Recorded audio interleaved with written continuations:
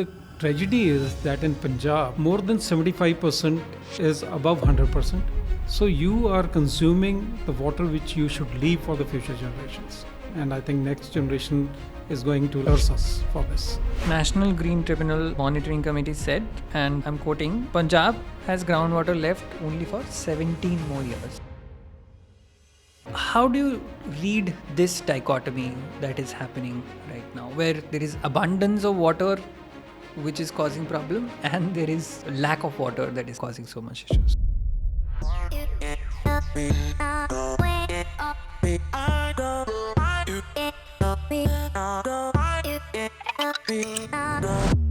Welcome to the CIPT Podcast, a podcast where we discuss about water governance and agriculture sustainability. In this podcast, we are going to feature people who have worked tirelessly in their lives in order to make agriculture and water practices sustainable again.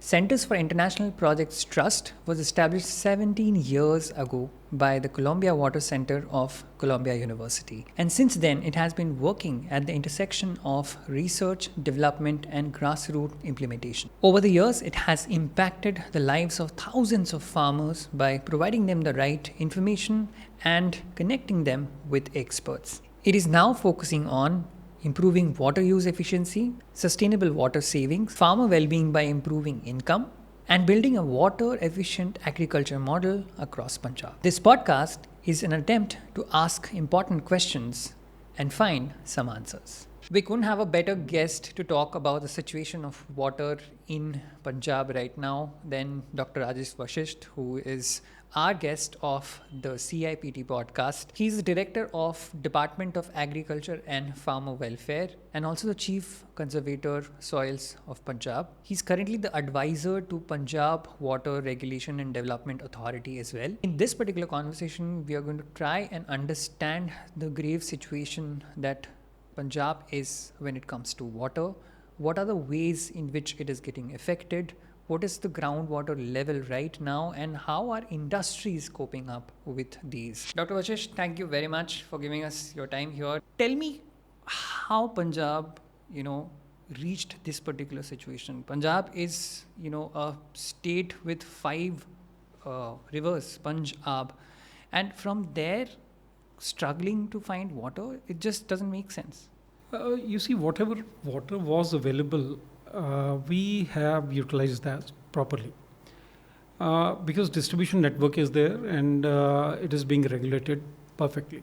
Since inception of when I came to the service, I've been attending this, they call it technical committee meeting with the Bhakra Beas Management Board, BPMB. So 3 states are partner in that, Punjab, Haryana and Rajasthan. So when this Indus Water Treaty was signed, so the allocations were made at that time. So because the utilization of surface water was not much at that time, so they had to project the utilization of water in India. A lot of share was given to Rajasthan. So slowly the infrastructure developed and then Haryana was carved out of Punjab.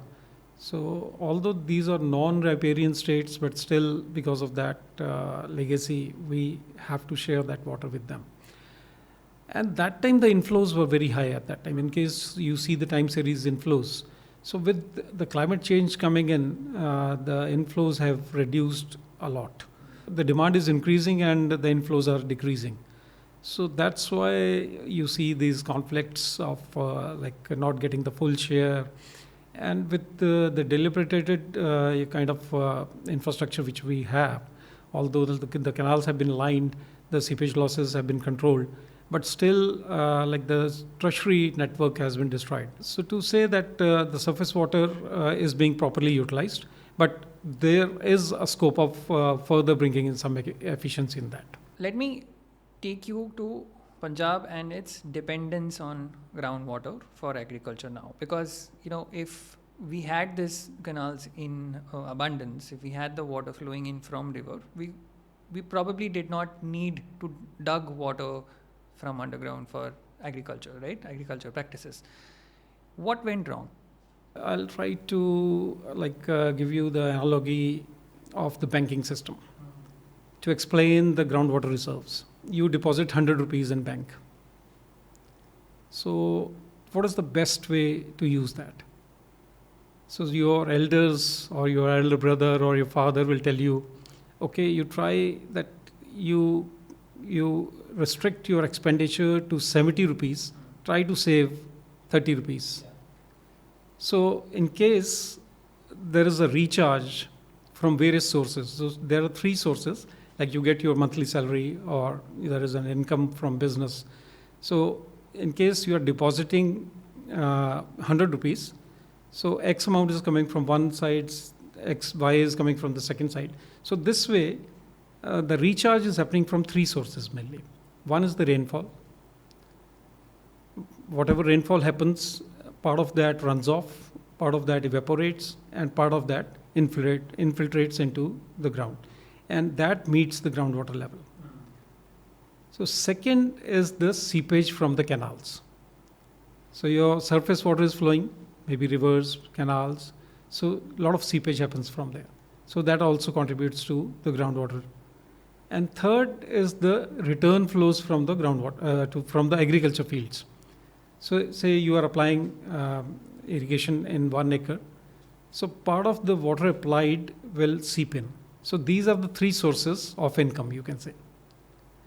And the expenditure is the extraction by the tube wells, maybe for agriculture purposes, irrigation purposes, or domestic or commercial purposes.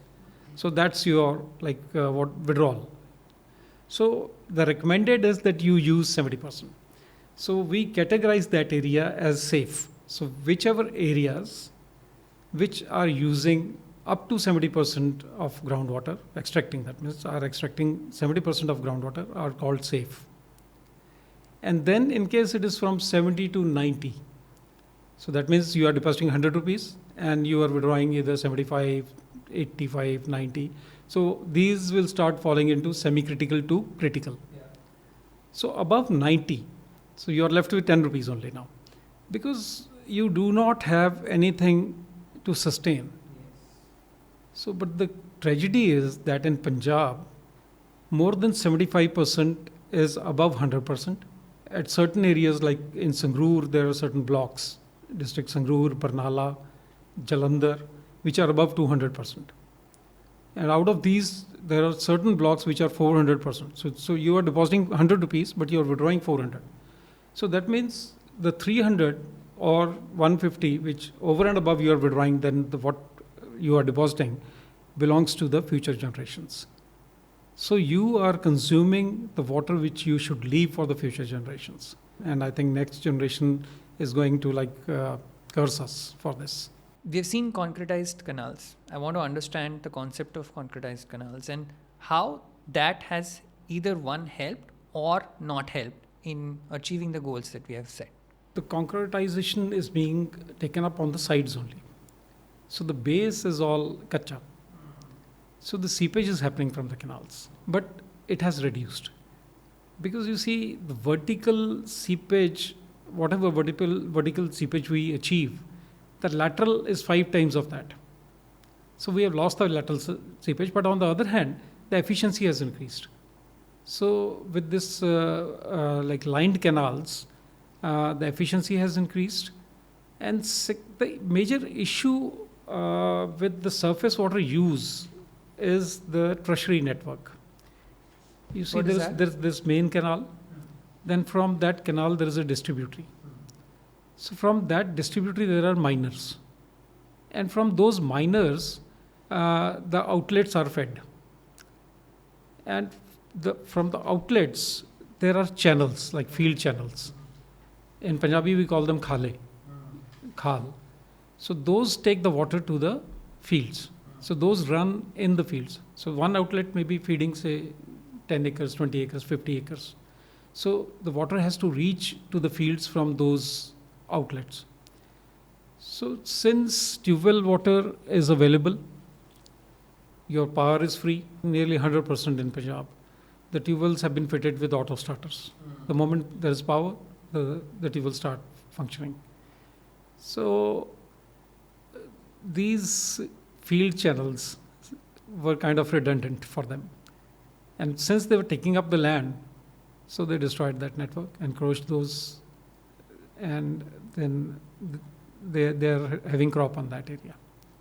So now we are trying to revive that. This government since last 4 years, I think a lot of work has happened, and I did a lot of work when I was Chief Conservator of Soil. So the only solution is the underground pipeline. Underground pipeline gives you a lot of efficiency, and secondly, it frees the land for agriculture purposes. So you can grow your crop and harvest that. So it reduces the friction, it reduces the maintenance cost, and so a lot of funds are going into this to bring in efficiency into the distribution system. So this through the underground pipeline projects, the government of Punjab is trying to revive the tertiary network. Do you think organizations like Centers for International Projects and Trust, which works with farmers so closely and telling them these things, that probably your idea of using canal water in the way you're using is not helping, helps in the larger picture of achieving the goals? You see, this area is very important. Like the IEC activities have to be taken up. Some behavioral changes have to be there. And because I had the opportunity to work with CIPT very closely. Since 2012, I think Dr. Vatta used to be there. We had one project in Punjab whereby we used a lot of sensors to guide the farmers. The density. Yeah, one was the tensiometer, and then after that we brought in the soil moisture sensor concept. So these guide you about the irrigation water requirement of the crop. So, but at this time these sensors are very expensive, so you need a lot of money.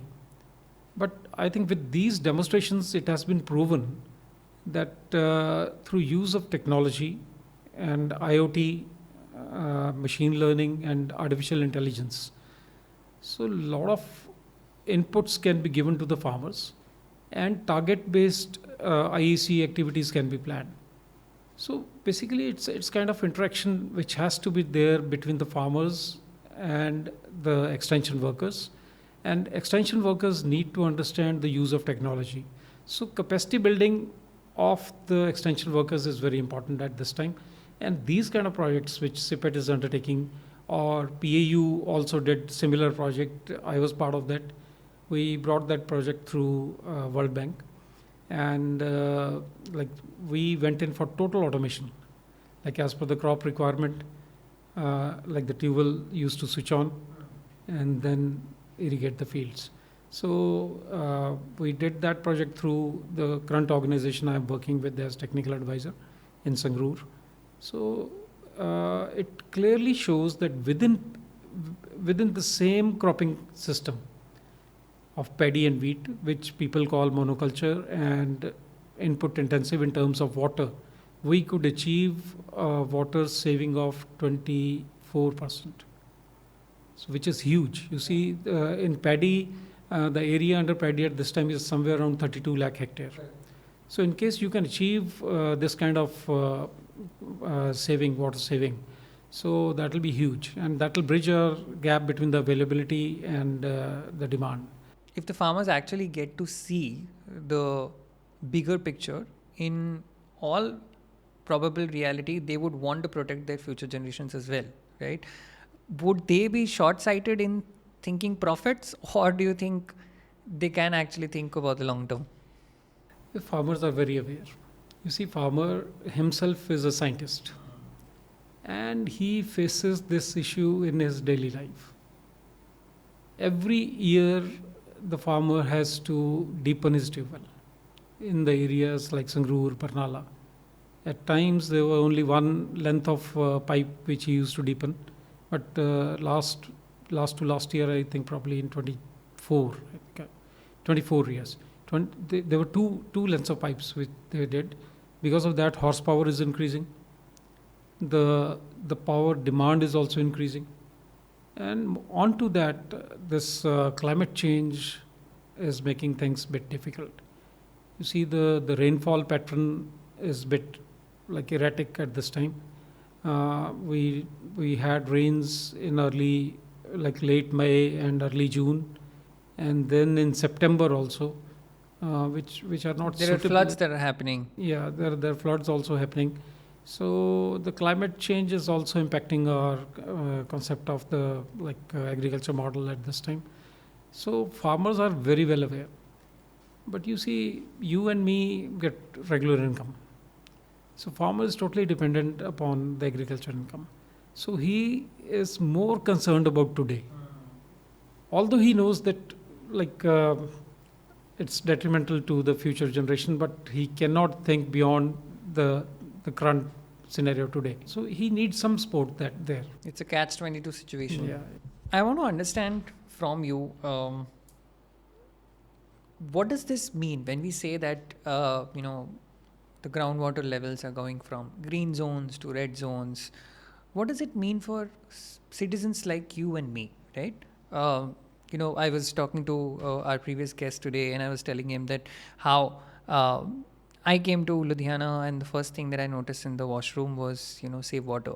It's a sticky note that I have not seen probably in different parts of the country, but here it is a very, it's a fact that you can't miss, right?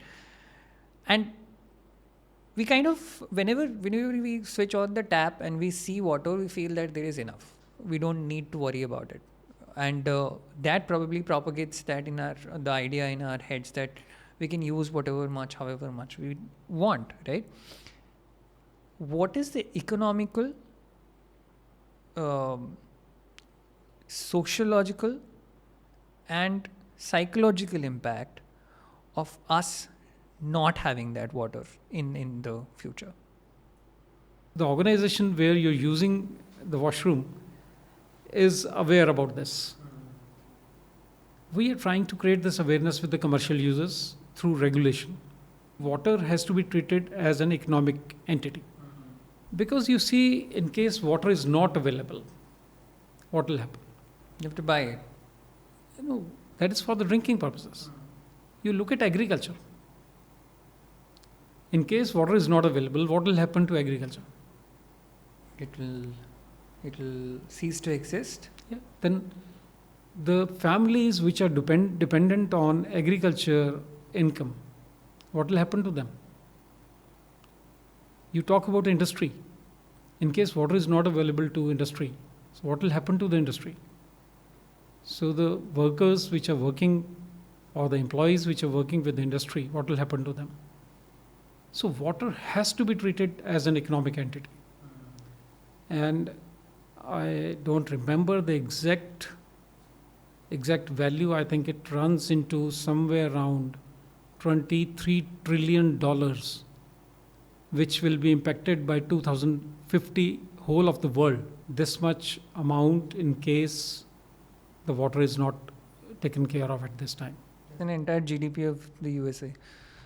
Dr. Vashisht, it's so contradictory in nature when I think about it. Like a month back, we saw Punjab completely submerged with water. When we sit here and talk about lack of water, there's humongous amount of water that we have seen that submerged the lands also.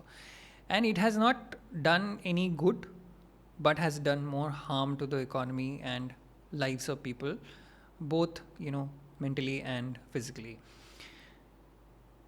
How do you read this dichotomy that is happening right now, where there is abundance of water which is causing problem, and there is, lack of water that is causing so much issues? The areas which had shallow water now are overexploited, and the water levels are very deep. Earlier, the groundwater level was somewhere around less than 10 meters in these areas. Jalandhar, Kapurthala, so these areas, Ludhiana also. So now the water level is more than 30 meters here. And the areas where the groundwater level was more than 30 meters, like the southwest Punjab, Muksar, Fazilka. So there the water level is near the surface. So that's total ecological change. And who has done that? Us. Yeah. And floods were always there in Punjab. Punjab has been created because of floods. So a river has to regain its course. So it's more of encroached land. And secondly, as we built the dams, all the dams give you a cushion. But similar thing is happening in the upper riparian states like the Himachal or J&K. A lot of encroachment is happening there. And to add on to that, the erratic pattern of rainfall is contributing to that. And of late, which I have observed is it's not the kind of you can say the snow melt which is feeding the rivers. It's more of the lower catchment area of the dam or the reservoir which is getting a lot of rain. This happened in 2018, late September, right from 25th of September 2018 to 28th of September. Continuous rain was there in the lower catchment area of the Gobind Sagar reservoir of Bhakra. So floodgates had to be opened after 28th or 29th. Like there was some cushion available. And this time also, like Satluj was well regulated through Bhakra. But Ravi and Byas, we had unprecedented inflows. So one factor which is there is the climate change. You cannot deny that. It was a theory earlier, but now it is proven that it has set in. So one is that. In 2023, people say the cloud bursts were there in Himachal. But I talked to some of my batchmates who were working in ISRO, in glaciology, like glaciers. They were studying the glaciers. And some people working in Himachal government. And there is a term called GLOF. So that is called glacial lake outburst flow. So what is happening is that there's some obstruction before the glacier and a temporary lake is formed in front of the glacier. And as the sun rays are reflected, so the glacier melts faster. And when that obstruction is broken because of the pressure of water, so that lake bursts. So these inflows, like they contributed towards higher inflows in the dams. So these things will keep on happening, what I understand, because of the climate change. There may be flood years, there may be drought years.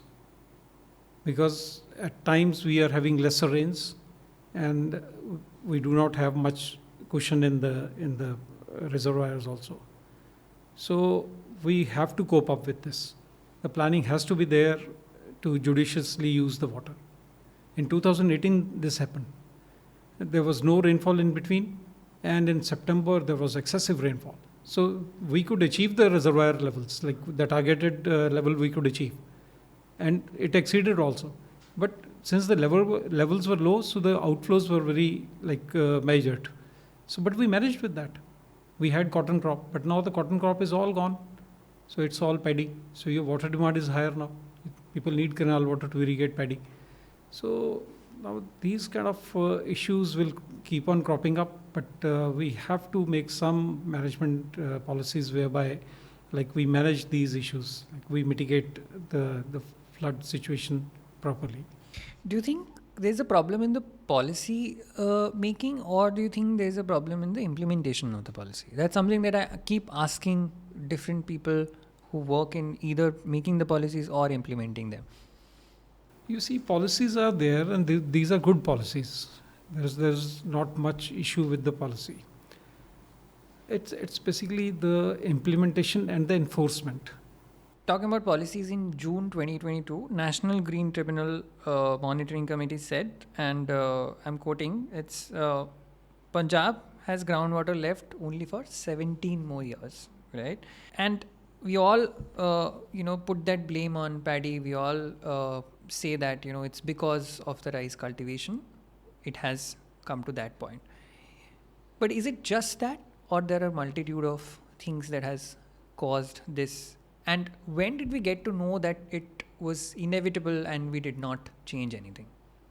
The reserves in the first zone up to 100 meters is somewhere around 167 billion cubic meter. As we go deeper from 100 to 200 meters, it decreases to 70 to 72 billion cubic meter. And from 200 to 300 meters, it is only 54 billion cubic meter. So in total, approximately it makes around 300 billion cubic meter. Our water demand exceeds like the availability from all sources, including the surface water, the replenishable groundwater, the water which is contributing rainfall, which is contributing towards the irrigation purposes. So our water demand approximately is somewhere around 60 to 62 billion cubic meter. And availability is somewhere around 45 billion cubic meter, plus 10 billion cubic meter comes from the rainfall. So there is a gap of 14, at times it reduces to 12 or 10, depending upon the rainfall or the inflows in the reservoirs. So you say 10 to 14 billion cubic meter is the over exploitation of the groundwater to meet the water demand Every year. and you have 300 billion cubic meter. So multiply it by number of years, and this was the basic logic behind that. So which may be partially true, not true, because dynamically also every year water is being added. And we are not very clear about the recharge happening in the confined aquifers, that means confined to semi-confined aquifers, which have upper confining layer and the lower confining layer, which we have from 100 meters to 200 meters and 200 to 300 meters. So there are theories that these also get some recharge. So we do not have any studies on that. To say that in 17 years we'll deplete all our water, all our resources will be finished, I may not agree to that. But still we need to manage it because it will deplete and exploitation of that water will be expensive. So in case your water level now, which is 40 meters, goes down by another 40 meters, say it is 80 meters or 100 meters, you look at the horsepower which you will need to lift it up. So to get the desired discharge, the power consumption will be very high. So our power subsidy bill at this time is near about 10,000 crores annually. So in case the horsepower increases, so you look at the power subsidy, they'll have to deepen the tube wells. So as per one of my studies which I carried out in 2015 or 16, farmers were spending somewhere around 1,700 crores annually to either deepen their tube wells or to enhance the horsepower load. So it's not only the state exchequer which will be spending on the power bill, but the farmers will have to spend this much amount. So then you have to see whether paddy is like kind of suitable for Punjab or not. So I think some correction course will come automatically. Okay, so there are things like drip and micro-irrigation, there is remote sensing, and there are sensors that we also talked about where the IoT sensors are there. Are these enough to carry out the kind of change or overhaul that we're looking for in the future? You see, this drip and sprinkler systems, these come under the micro-irrigation system. So these are pressurized systems, and these are mainly suitable for horticulture crops like orchards or vegetables. Okay. Not for very big fields where... You see, Israel is doing it, but the Israel model is entirely different. So they are the pioneers who brought in this technology. So I had the opportunity to work with Micro-irrigation, which is the water company of Israel. So a lot of innovations is happening there, but in Punjab or in India, you see flood irrigation happens. Because you see paddy, the concept given for paddy was that stagnant water is required for first 15 days. So that is called puddling. So puddled transplanted rice was promoted in Punjab. Why? Because they hardened the pan. Our soils were light in certain areas, so the water infiltrated. So they needed stagnant water. Why? Because paddy can sustain the water. Standing in the stagnant water, paddy can sustain. But the weeds, those are killed because of the standing water. And secondly, since the fertilizers available were granular in nature, so these are broadcasted, like they spread it. So these reach through this water to the root zone. So now with the liquid fertilizers coming in, and like direct seeding of rice is being tried in heavy soils, it is recommended for heavy soils, and it has been successfully done. But some package of practices depicting the areas where this direct seeding of rice is successful has to be demarcated. And here this remote sensing can help you. But drip irrigation and micro-irrigation will be suitable for horticulture crops at this time. Some trials were done when I was Chief Conservator Soil. We tried to club the direct seeding of rice with the drip irrigation, and that yielded good results. But the weed problems are there. And in direct seeding of rice, weeds usually grow and farmers have to use the weedicides. So, but it reduces the labor cost also. And this technology has not caught up much with the farmers. So they're more comfortable with the puddle transplanted rice.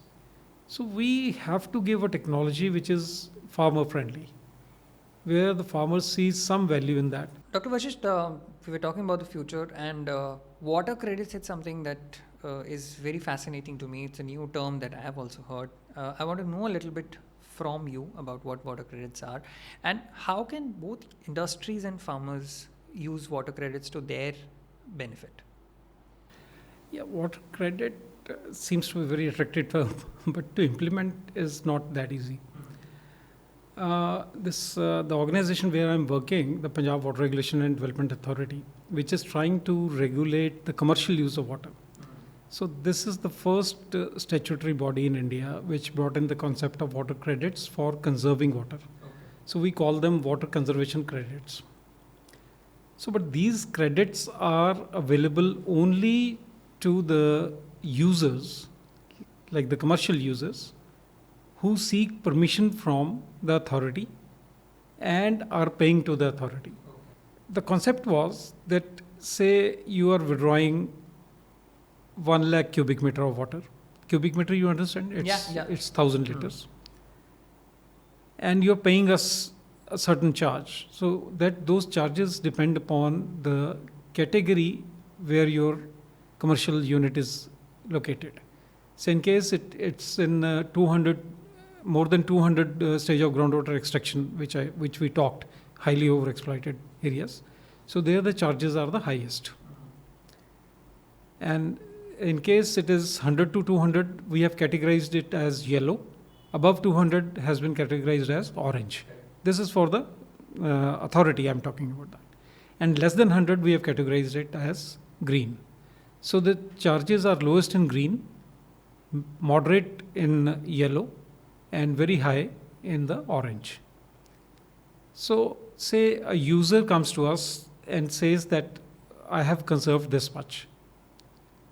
So what I found when I went through the reports which I was getting, there was no uniformity. How to evaluate those was a big issue.